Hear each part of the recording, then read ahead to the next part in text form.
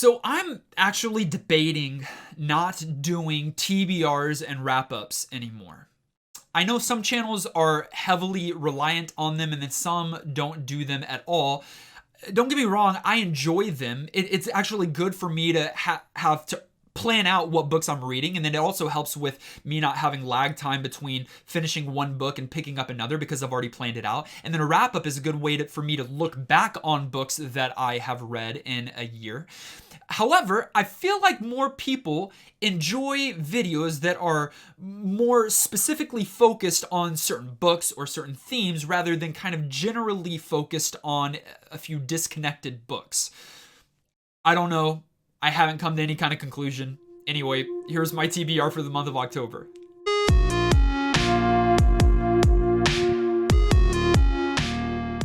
The first book that I intend to read this month is called Jade City by Fonda Lee. Listen to the description that's on the back cover as well as on Goodreads. It says, Jade City is a gripping Godfather-esque saga of intergenerational blood feuds, vicious politics, magic, and kung fu.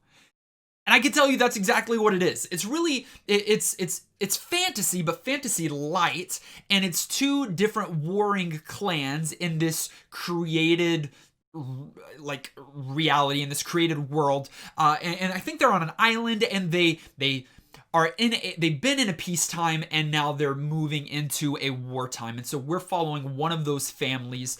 I'm about halfway through it right now already, and I am enjoying it. I just wish there was more fantasy. I prefer fantasy heavy, not fantasy light. I grew up on kind of just swords and shields, magic, all of those things, and it doesn't just have to be swords and shields, right? Kung Fu is fine, but again, the magic has to do with the jade. They harvest jade, and certain people can wear this jade and then harvest its energy and use it to deflect missiles or things that are thrown at them or shot at them. They're able to like put it into forceful attacks. They're able to do things like that with it, but you can also overdose or overpower yourself with jade. And so all of that is happening in this clan war. It's fun. I'm a little bit over halfway now. We'll have to see how the book ends. If it ends in a way that I'm confident that it's going to, because it's been very good so far and I am invested in these characters and in the family, then it's definitely going to be up there for me. It's going to be a pretty high rating.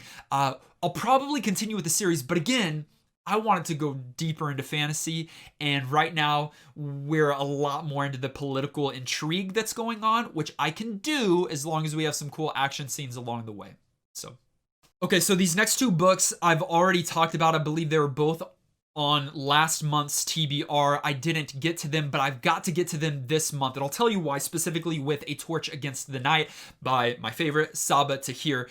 I'm rereading the first three books in the Ember saga. There's 3 books out right now. The 4th is coming out in December. The 4th and final book in the series is coming out in December. So I want to reread these 3 before that 4th one comes out. I do not have much more time. So I've already read An Ember in the Ashes. I was able to do that 2 months ago. I skipped last month. I've had A Torch Against the Night on my phone to read. Again, busy month last month, and so I didn't get to it. However, I am going to get to it this month. A Torch Against the Night is a continuation of the story told in An Ember in the Ashes, which I just did a review about that. You can see it in the annotations. But it is a story of a runaway slave girl with a runaway military young man, and they're fleeing from the soldiers that were his friends. They're fleeing from as fugitives from his mother, who is the commandant of the military academy. They're fleeing to go and rescue her brother. It's in a world of magic, and it's a wonderful series, a wonderful story with some incredible characters. It's one of my favorite series of all time, and I'm really, really anticipating and excited about the 4th and final entry. I just love this series and can't get enough of it. The next book, again, I've talked about it before. It's called Savage Legion by Matt Wallace. It is a new book and a new series. It's an epic fantasy series, and I've talked about this actually in some recent books that are coming out. I think I talked about 5 new books that you should be looking into. This one came out, I think, back in July of this year, and it is an epic fantasy that follows 3 different characters set in kind of 3 different traditional fantasy settings. So one of them is dealing with like this military fantasy, another is dealing with an urban social life, and then the third is a clever paraplegic taken from the streets to work behind the scenes for a shadowy organization, a shadowy people. And it's following these 3 stories as, of course, they intersect and intertwine in this brutal fantasy landscape. And so that's about all I know about it. I don't want to look too far into it and get any spoilers. I know that some people have been conflicted and split on their appreciation or lack thereof of this fantasy series, or of this first novel in the fantasy series. But I'm definitely looking forward to it. The cover looks really cool, and I'm excited about those 3 different kind of unique stories going on in this same world. So we'll see how this one goes. Next up, we've got Black Sun by Rebecca Roanhorse, and this is a book that is not yet released. It's coming out expected later this month, but I was able to get an advanced reader copy and review copy so that I could read through it, and my goal is to have it read and reviewed before it releases. I think it releases in a week or 2, so I've really got to get on this, but this one I have been excited about since I saw the premise.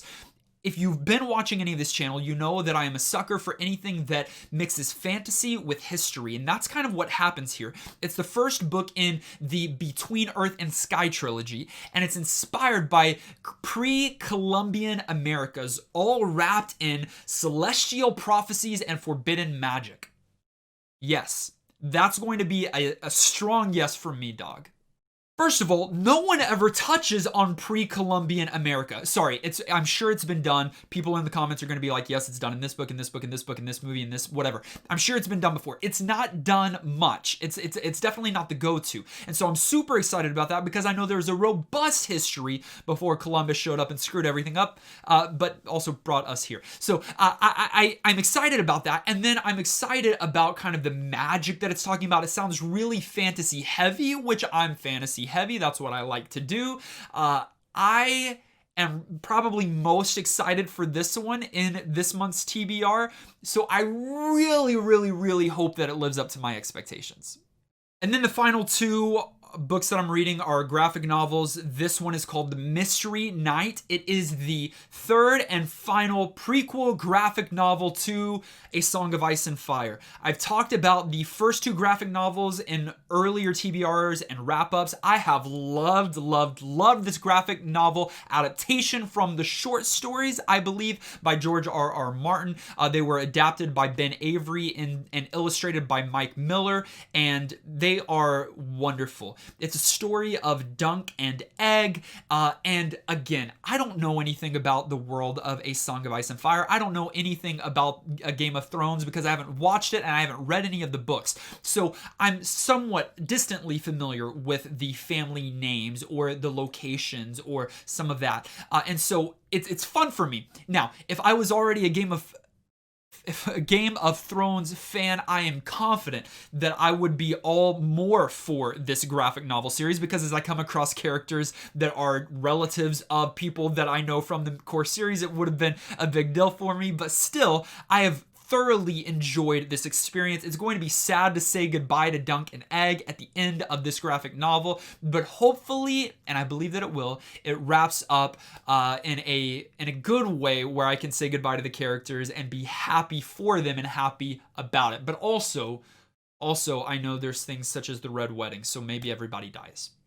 And finally, I got for my birthday the complete Calvin and Hobbes. It is a glorious leather-bound, beautiful collection of every single comic strip of Calvin and Hobbes. Probably the first comic and graphic novel that I ever fell in love with as a kid. I would go to the bookstore, and as my parents would be looking for books, I'd be sitting on the ground looking through Calvin and Hobbes, both the black and white and the color Sunday strips. And so this has been such an incredible gift. Now, the entire volume, it's 3 different books, 3 different books, I believe, is like 1,500 pages. And it traces the years like 1985 all the way up until its completion somewhere in the 2000s. I don't remember when he finally stopped.